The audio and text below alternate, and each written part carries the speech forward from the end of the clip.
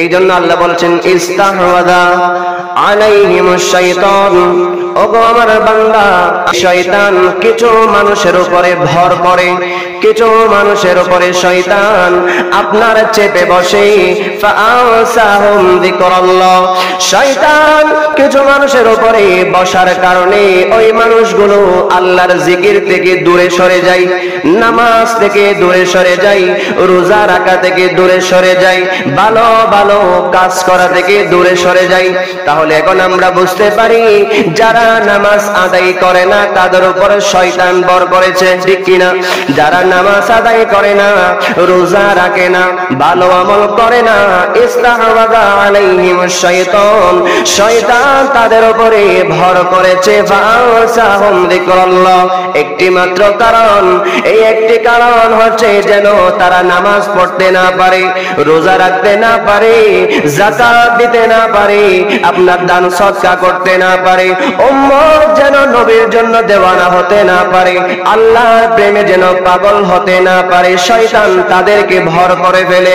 আমার আল্লাহ বলেছেন উলাইকা হিজবুশ শাইতান, এরা শয়তানের দল।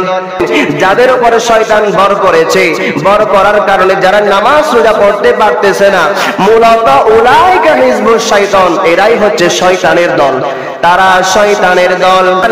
ইন্না হিজবাশ শাইতান, শয়তান তাদেরকে দলের মধ্যে বিড়িয়ে নিয়েছে, শয়তান তাদেরকে তাদের দলভুক্ত করে ফেলেছে। হুমুল খাসিরুন, শয়তানের দলে যাওয়ার কারণে, শয়তানের দলভুক্ত হয়ে যাওয়ার কারণে হুমুল খাসিরুন।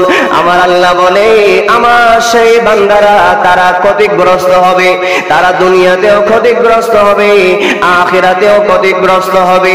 কিন্তু আমাদের সেই নফস আমাদেরকে এটা বুঝতে দিচ্ছে না, আমি ক্ষতি হচ্ছে, আমার নফসের উপরে ক্ষতি হচ্ছে, আমার ঈমানের উপরে ক্ষতি হচ্ছে, এটা আমাকে বুঝতে দিচ্ছে না, কারণ শয়তান আমার উপরে ভর করেছে।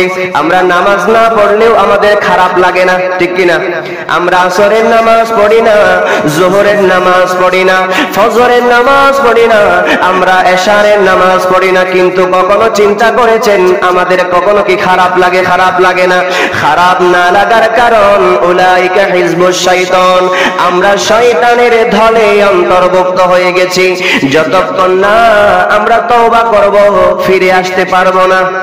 শয়তানের দল হওয়ার পরেও সেখান থেকে ফিরে আসার জন্য আল্লাহ পথ খোলা রেখেছেন, আল্লাহ একটা রাস্তা রেখেছেন, সেই রাস্তায় আসার জন্য আমাদেরকে তওবা করতে হবে।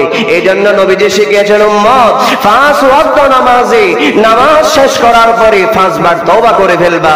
যদি কখনো ভুলক্রমে যদি শয়তান তোমাকে গ্রাস করে ফেলে, তোমাকে যদি দলভুক্ত করে ফেলে, তারপরেও তুমি সেখান থেকে ছুটে আসতে পারবে তওবার মাধ্যমে। তাহলে একটা রাস্তা খোলা আছে তো, এই রাস্তার নাম হচ্ছে কি? তওবা।